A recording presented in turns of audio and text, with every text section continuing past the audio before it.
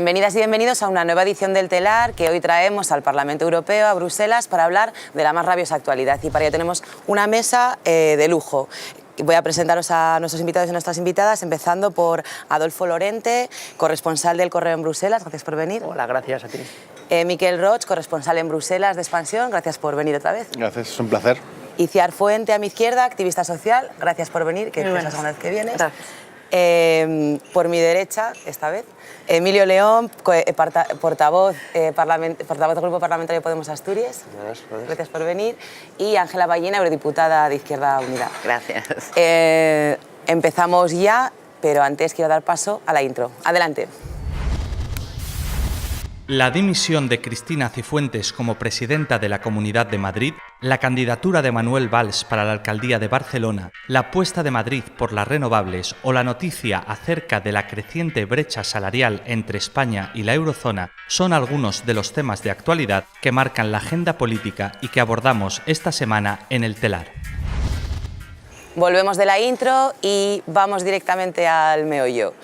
Parece que Ciudadanos quiere presentar a Manuel Valls, ex primer ministro francés, a la alcaldía de Barcelona. ¿Supone esto un órdago de Ciudadanos en una plaza estratégica como Barcelona? ¿Creéis que tiene futuro esta apuesta? O sea, que realmente es un órdago, es una apuesta. Porque, bueno, sí, decidlo vosotros y vosotras. A mí me gustaría sí. mucho este tema para discrepar con lo que decía la eurodiputada, porque con que Ciudadanos y Valls son un peligro de la nueva derecha y tal, yo creo que ya estamos en un modelo.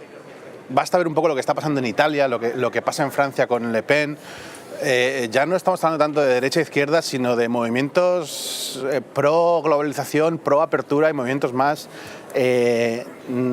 casi nacionalistas, de cerrar fronteras, cerrar barreras, o sea, poner barreras comerciales. Y yo creo que Valls, en ese sentido, y Macron son representantes de ese movimiento más internacionalista, más de apertura, de promover el comercio y promover un poco la actividad económica para que todo el mundo pueda beneficiarse de ella.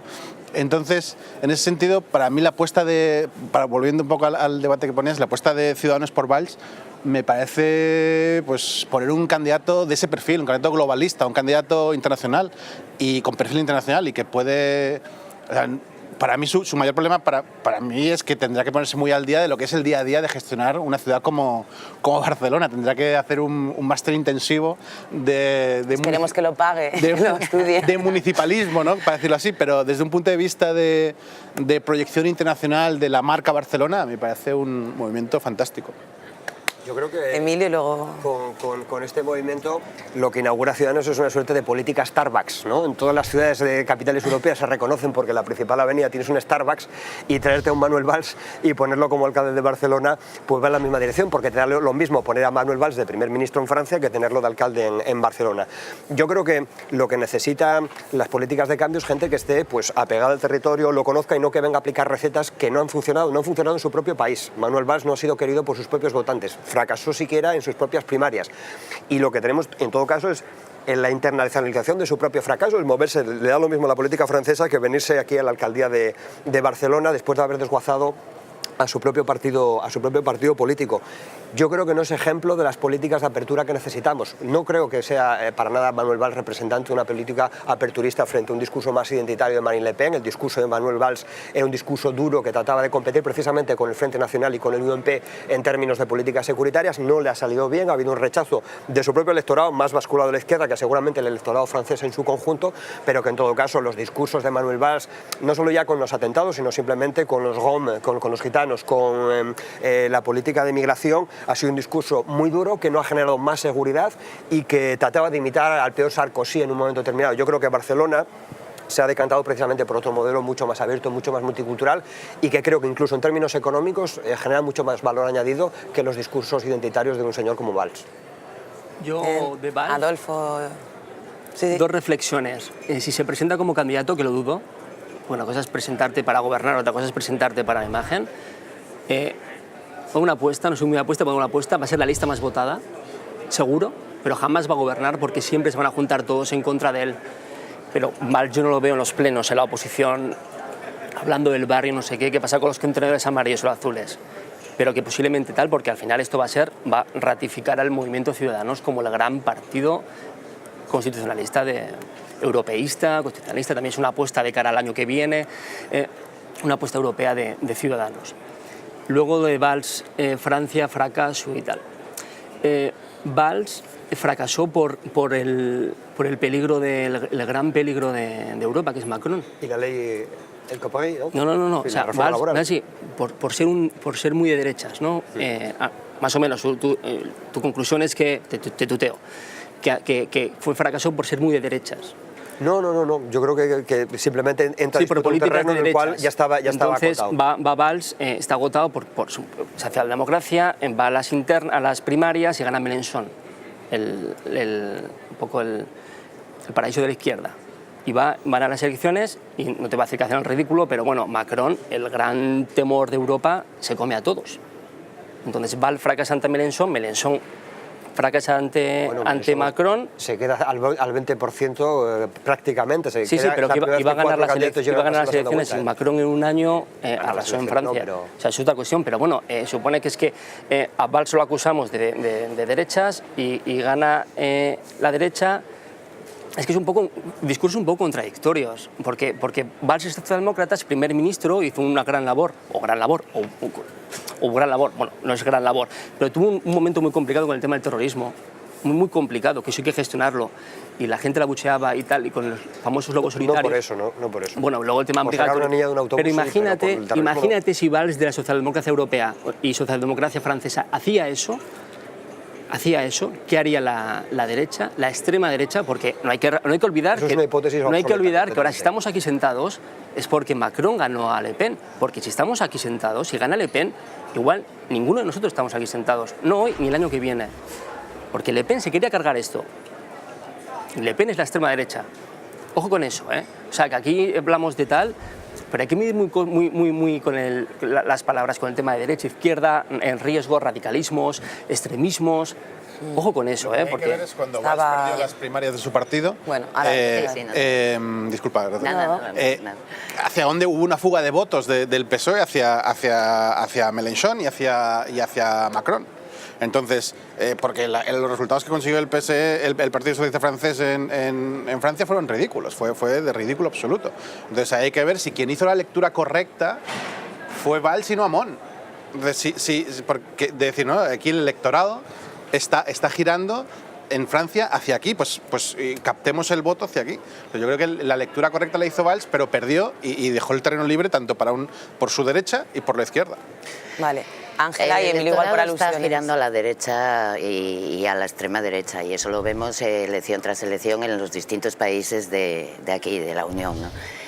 Es un discurso muy populista que llega a la gente, la culpa siempre es del que viene de fuera, de esto, de lo otro, la culpa la tiene esta Unión, etc. Bueno, la culpa la tiene la Unión. La culpa la tiene la política que se hace en la Unión, los que están gobernando desde hace mucho tiempo y aplicando el neoliberalismo más al puro estilo. Quedaron fuera de estas políticas la ciudadanía, sus derechos y el aspecto social. Yo el otro día estuvo Macron en Estrasburgo, como sabéis, fue un debate de 3 horas y a mí me llamaron la atención dos cosas. Hay que valorarlo. Eso hay que valorarlo, exactamente. Pero me llamó la atención una cosa. Cuando se refería, en plan general, en grande política, a que la democracia liberal es la única que es auténtica, verdadera y el único camino. ¿Por qué tenemos que ponerle ya el apellido liberal a la democracia? ¿Hasta qué punto nos quieren comer la cabeza y decir este es el camino y no hay otro? Creo que el mensaje más por el tema liberal de los otros, claro. ¿no? Entonces, que era un mensaje a Hungría, Polonia y tal. Entonces la política es la siguiente, se le pregunta, por ejemplo, el paquete de conciliación, están frenándolo. Francia es de las que más lo frena, el Consejo lo tiene metido en un cajón y se le pregunta por él. Dice que no hay dinero para soportar eso. Claro, no puedes preguntarle, pero la pregunta sería, ¿cuánto le ha costado el bombardeo ilegal a Siria? ¿Para cuántos paquetes de conciliación tendríamos? ¿Cuál es la prioridad en su política? ¿No? Y esa es la prioridad de las políticas de esta casa. Y estos son sus chicos.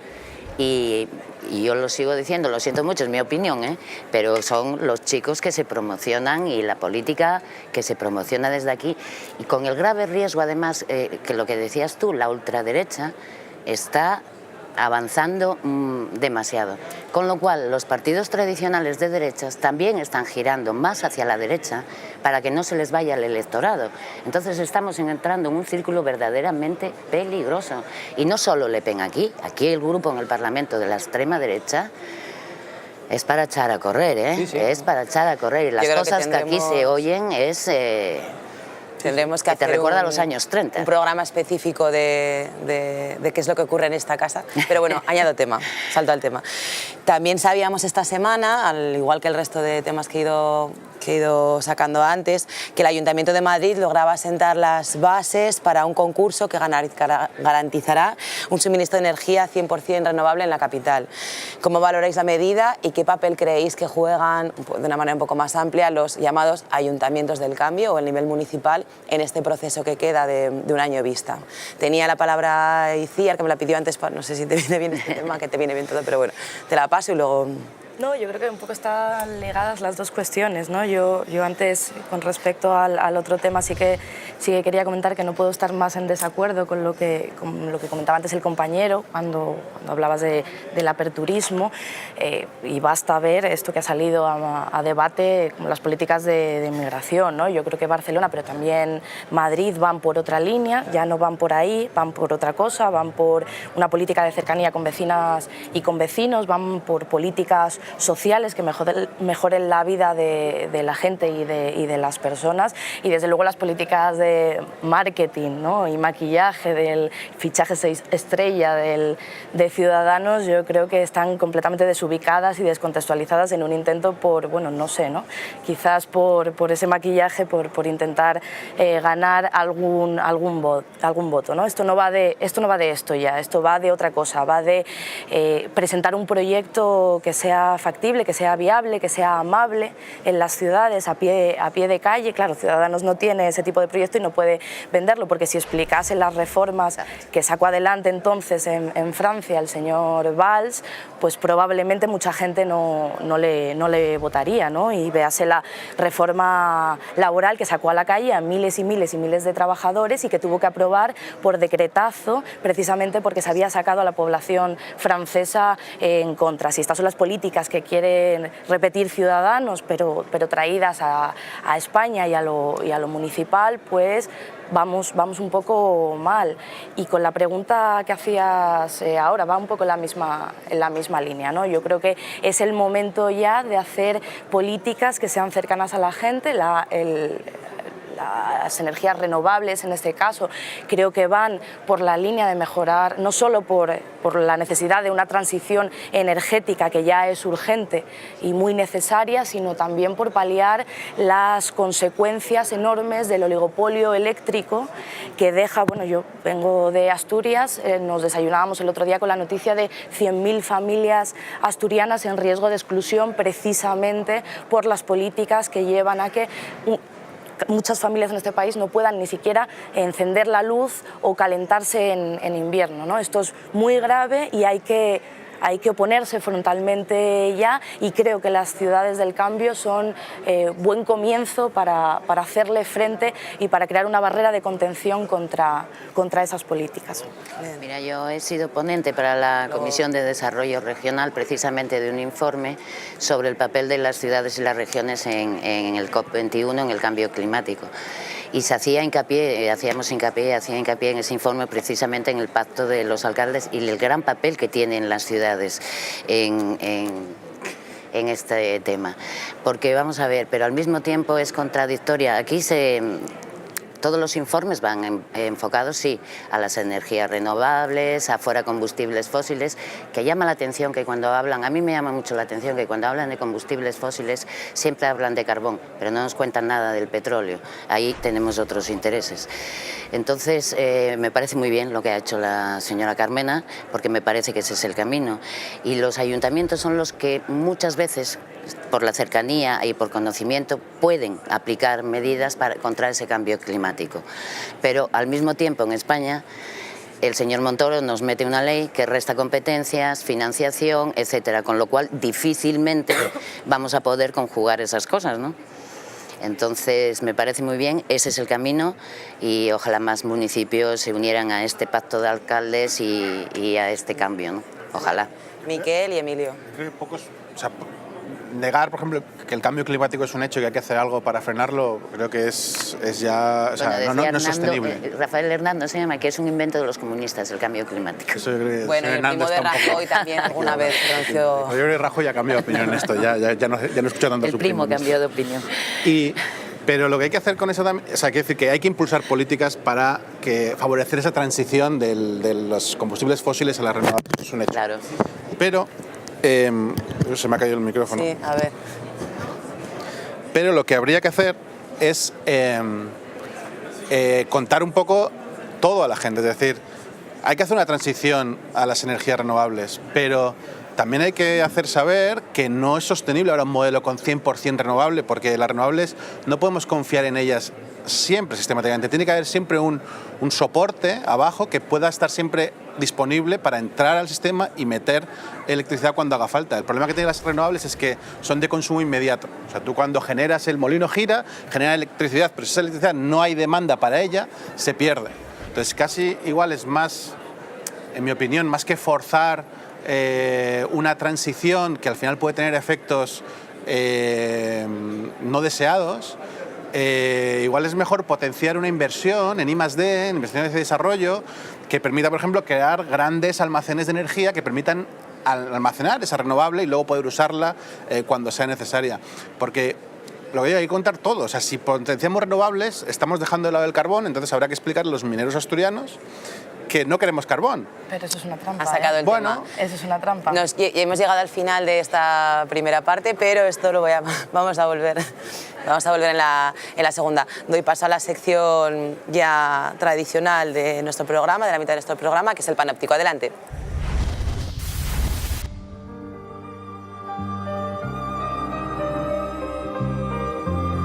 Buenas noches. Les voy a cantar una canción que fue muy popular aquí en España.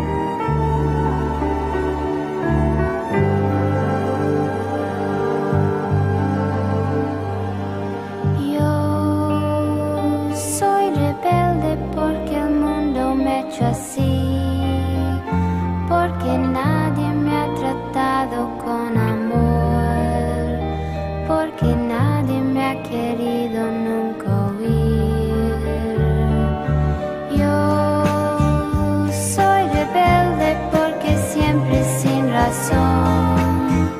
Me negaron todo aquello que pedí. Con la nota tablet. Y me dieron solamente incomprensión. Y quisiera ser como el niño aquel, como el hombre aquel que es feliz. Y quisiera dar lo que hay en mí, todo a cambio de una amistad. Y soñar y vivir y olvidar el rencor y cantar y reír y sentir solo amor. He cometido errores a lo largo de mi vida, seguiré cometiéndolos sin duda alguna. Volvemos del panóptico y bueno, voy a dar la palabra a Emilio, que me la había pedido antes, retomando igual en alguna manera lo que dejó apuntado Miquel, pero saltaré de tema para mantener cierta tensión en el ambiente. Bueno, yo creo muy rápidamente, yo creo que conecta con lo que estábamos antes discutiendo. Yo creo que si en algo no estaba de acuerdo, si en algo estaba de acuerdo con lo que decías antes, es que yo creo que hay que abandonar marcos obsoletos de izquierda-derecha, porque efectivamente lo que servían era para que cualquier política desplegada por la socialdemocracia estuviese justificada, porque siempre podía venir a hacer alguien una cosa peor. Yo creo que Carmen acierta hablando de cosas concretas sobre las cuales nadie discute. Se trata de eficiencia económica, se trata de qué hacemos con nuestro modelo de transición energética, y yo creo que ese es en el terreno en el el cual podemos discutir si son interesantes o no las políticas a aplicar, pero de fondo está el pulso entre quienes dicen que con las administraciones y las instituciones no se puede hacer nada y lo que tenemos que hacer es poco más o menos que entregarnos a los dictados que se fraguan en otros sitios, a quienes dicen pues tomemos legislación emanada de la Unión Europea que nos habla de cambio climático, pero también de compra y contratación pública, y yo creo que esta es la clave. En Asturias, por ejemplo, la administración representa el 16% del PIB y tiene que jugar un papel de activación económica. Los contratos públicos pueden decidir comprometerse con empresas que tengan un claro compromiso con los derechos laborales, con la sostenibilidad o con la lucha contra la brecha salarial, o se los podemos seguir dando a esas empresas surgidas del estallido de la burbuja inmobiliaria, ¿no? que se han reconvertido de constructoras a prestatarias de servicios que tiran los precios abajo y que luego no cumplen, llevándonos a sobrecostes. Yo creo que ese es el tema de fondo, si las instituciones pueden echarle un pulso a empresas que hasta ahora pues, han recibido beneficios del aire. Bien, añado tema. Este mes hemos sabido, gracias a la encuesta Eurostat, que el coste laboral en España se ha reducido un 30% con respecto a la media europea durante el periodo de la crisis. ¿Es sostenible este modelo para nuestra economía? ¿Cómo valoráis la encuesta de Eurostat? El tema de la brecha salarial. España, cuando tú estás en una unión monetaria, antes tú cuando salías de las crisis, pues devaluando tu moneda. Ahora no estás en esas, ahora tienes que depender del euro, la arquitectura del euro. La arquitectura del euro se ha demostrado deficiente e insuficiente. Entonces la única forma que tienes es una devaluación interna, es decir, ganar competitividad ante tus competidores. ¿Cómo consigues eso? Pues obviamente pues bajando salarios, ganando en productividad, eso siempre repercute en el trabajador. Que los españoles ganan menos dinero que los europeos. Claro. No sé si la gente ha ido mucho a París a tomarse un café. O a Bruselas. O a Bruselas. Si un café igual te vale 5 euros en París, en España o en Asturias, no sé cuánto. No voy a decir como Zapatero que no sé cuánto vale un café, pero por ejemplo, como hay varias partes en España, no voy a decir 1, 2, 2,5 euros. Allá el salario mínimo en Francia es 1.600 euros. En España... Otras localidades son como París, ¿no? Entiendo, ¿no? No, lo que yo te quiero decir, por ejemplo, no sé si tú has estado mucho en Luxemburgo últimamente. Luxemburgo, el salario mínimo se dice 2.200 euros. ¿Cuánto vale algo en Luxemburgo? Sí, tienes más empresas que habitantes, sí, pero... Es decir, bueno... no, pero si tus precios son el triple, ya lo sabes, sí. Y es de Izquierda Unida. Sí. Si tus precios son el triple que en España, tu salario mínimo es el triple que en España. Es que al final no es salario mínimo aquí, es salario mínimo aquí, más calidad de vida aquí, más coste de vida aquí, más salario mínimo aquí. Es que no van las comparaciones. Sí, por eso falsas. se provocan otro tipo de indicadores. En vez de comparar, por ejemplo, con el PIB, hablemos de índice de desarrollo humano, pero eso no se quiere utilizar. Que sí. Si queremos ponderar otros elementos. Que sí, lo que quieras. Pero yo te estoy diciendo, vamos a Bruselas y nos compramos un café. Te invito a café, me invitas un café y luego vamos a Asturias. No es que Asturias ganas 800 euros y aquí ganas 1.800. Claro, pues que aquí tengo que pagar un piso que me cuesta un montón de dinero, una guardería que me cuesta 800 euros, porque no hay guarderías públicas, 800 euros hay que pagar. ¿Por qué? Porque a la gente se pone en lista de espera cuando se hace el predictor y te dice, ok, bienvenido, pues me apunto a la lista de espera por si acaso. Es que al final hay que valorar un poco todo y no es decir, es que los españoles ganan poco dinero. Y luego a mí me gustaría añadir un ángulo a este debate, que es el de un 30% de devaluación del salario medio, pero ¿comparado con qué? Es decir, ¿cuál era la alternativa?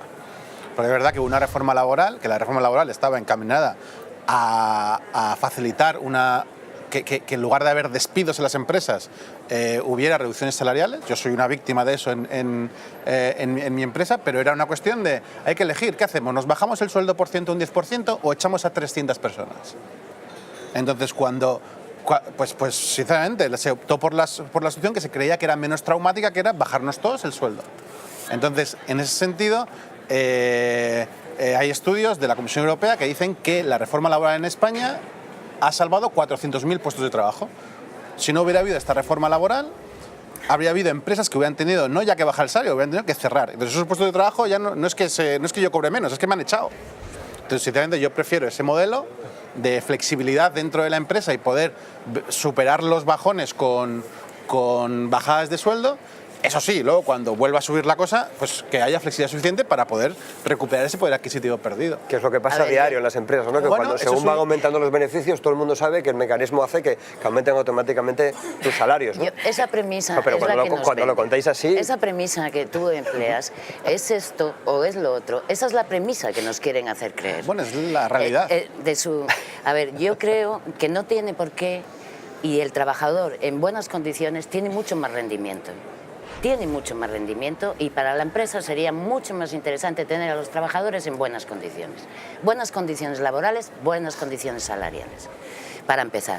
Y todo esto de la competitividad es el rollito que se nos suelta desde aquí. ¿Competitividad de qué? Para que el empresario ahora mismo esté ganando mucho más de lo que ganaba antes. ¿Y por qué tiene que ganar en 1.000 en lugar de 500? El egoísmo no tiene fin. ¿Y a costa de quién? De los trabajadores. Y estamos volviendo a la figura de esos trabajadores de hace años donde no llegan a fin de mes, donde no pueden tener, como decía ella, ni calefacción, ni luz, ni pagar la universidad de sus hijos, etcétera, etcétera. Si admitimos eso, estamos admitiendo estas políticas y el liberalismo por completo. Estoy de acuerdo también con él que los salarios son en proporción al coste de la vida de cada país. Aquí el salario mínimo también son cerca de 1.600 euros, pero también te vas a comer un plato de pasta y te cuesta 30 euros todos los días, o lo que te cuesta la vivienda. Muy bien. En España es más barato, también depende de las zonas de España. Pero hombre, que admitamos eso ya por principio, ¿qué es eso al paro? Claro, es que las reformas laborales, tú organizas el mercado para tu propio beneficio, tengo un ejército de parados aquí, de esclavos, que cuando a ti no te interese este trabajo de 2 horas por 300 euros, no te preocupes que hay 400 esperando. Entonces, a mí, ya partiendo de esa premisa, no me vale. La gente tiene derecho a tener su trabajo, a tener un sueldo digno y a tener los servicios públicos que tiene que tener. Ahí estoy contigo. Por ejemplo, nuestro sector. Yo no te estoy diciendo, por ejemplo, una Iberdrola, de esas que ganan millones y millones. En nuestro sector, un periódico. Un periódico ingresaba un montón de dinero por publicidad en 2006-2007. Ingreso 100, tengo 100 trabajadores. Y a partir de 2008 hay una crisis. Tú no ingresas 100 por publicidad, ingresas 50. Tengo 100 trabajadores, ¿qué haces? ¿El periódico sigue ganando dinero? No, están pérdidas. ¿Qué hago? ¿Sabes qué podemos hacer? Que lea todo el mundo y compre periódicos. ¿Por qué la gente ha dejado de comprar periódicos? Que compren periódicos, así hablan más trabajadores, por ejemplo. ¿No?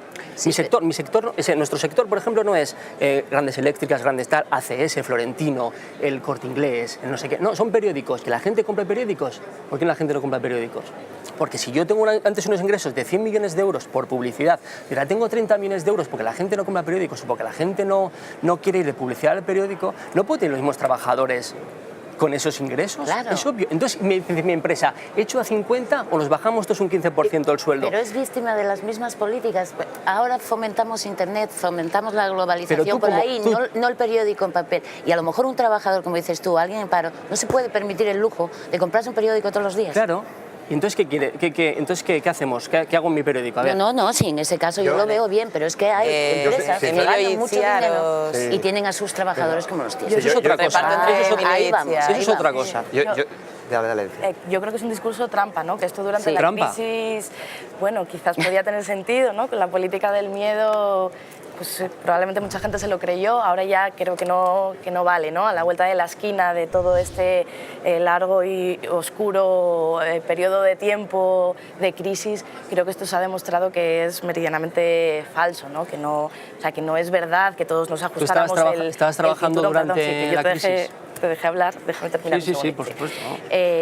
No es verdad, ¿no? Y es verdad que nos desayunamos y nos seguimos desayunando todos los días con ingresos multimillonarios. Y no me estoy refiriendo a los pequeños autónomos o a la gente humilde que se levanta todos los días por la mañana, hace su trabajo, sino me refiero a que precisamente las políticas que nos han llevado hasta aquí, porque son las políticas que nos han llevado hasta aquí, son para favorecer precisamente a grandes empresas, a grandes lobbies y no a la gente de a pie. Entonces este discurso trampa de apretarse el cinturón, de que no hay alternativa. No, perdona, claro que hay alternativa, ¿no? Y es un círculo vicioso y claro, ahora se explica y entendemos que consecuencia de todo esto, pues tenemos el problema de las pensiones, por ejemplo, es decir, bueno, pues seguimos, ¿no? Seguimos dando una vuelta de tuerca a la gente no llega a fin de mes y queremos todavía precarizar todavía aún más esas condiciones de vida, ¿no? Los mismos que abaratan el despido, los mismos que generan condiciones de semi-esclavitud, por cierto, los mismos que tienen,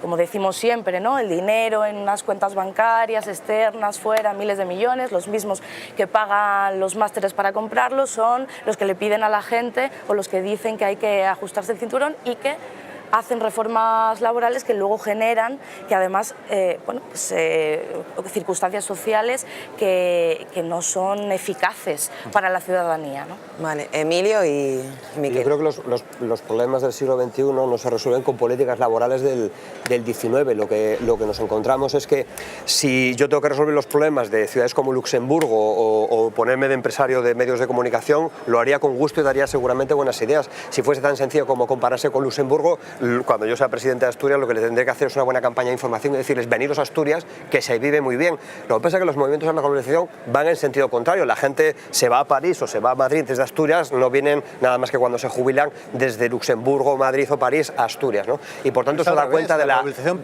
da cuenta de la simetría de la situación en la cual no solamente hemos aplicado unas políticas de evaluación salarial que no han mejorado la situación, es una reactivación con pies de barro, lo estamos viendo en los indicadores como de las pensiones, lo que hemos multiplicado es por 3, hemos convertido un salario de 1.500 en 3 de 500, eso es multiplicar los panes y los peces en términos de políticas laborales.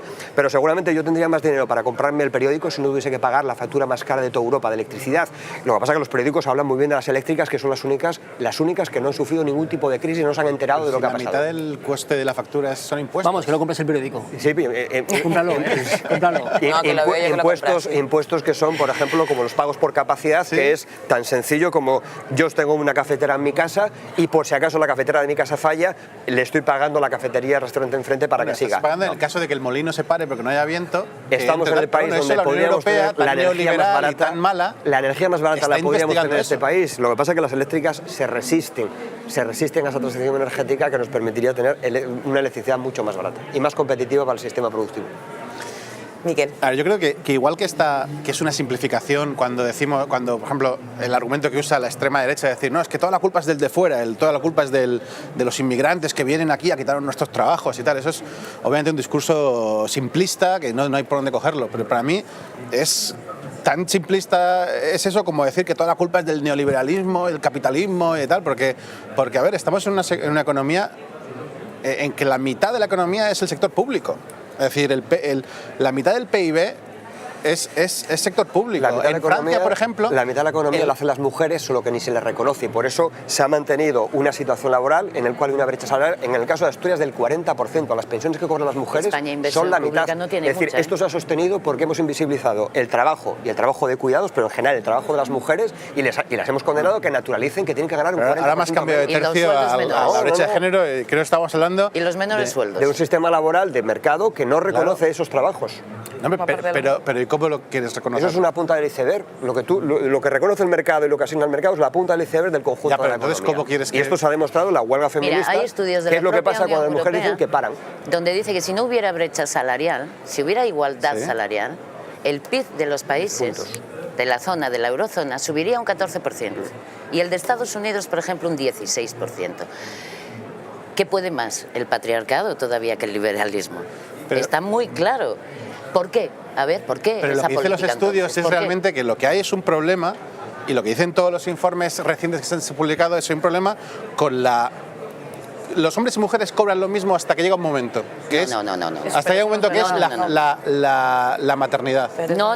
Entonces, hombre, esos estudios que lo han...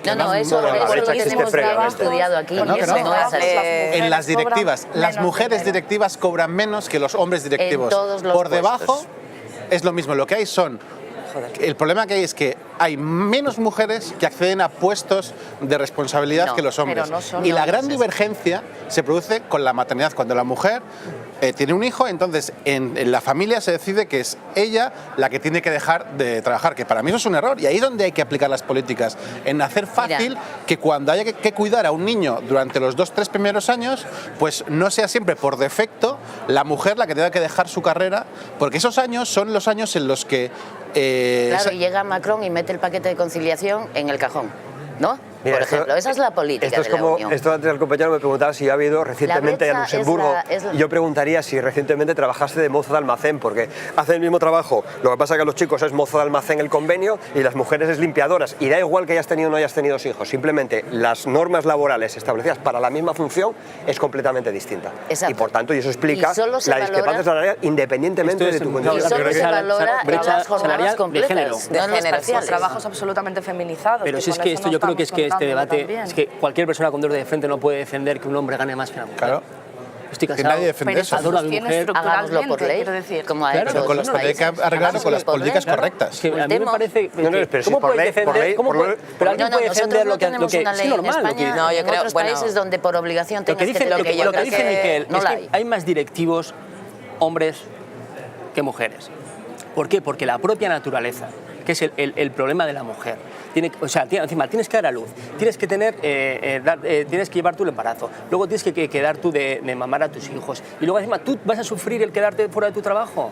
Pues es muy injusto. Entonces hay que defender eso, y hay que sobreproteger a la mujer de esta historia, porque encima yo no puedo... No sobreproteger, los hombres tenemos que asumir nuestra responsabilidad y tiene que haber una legislación laboral que permita el coger permisos de paternidad equiparentes y obligatorios, igual que el de las mujeres. Que pisamos el 52% de la otra parte de la sociedad. ¿Qué democracia es esta?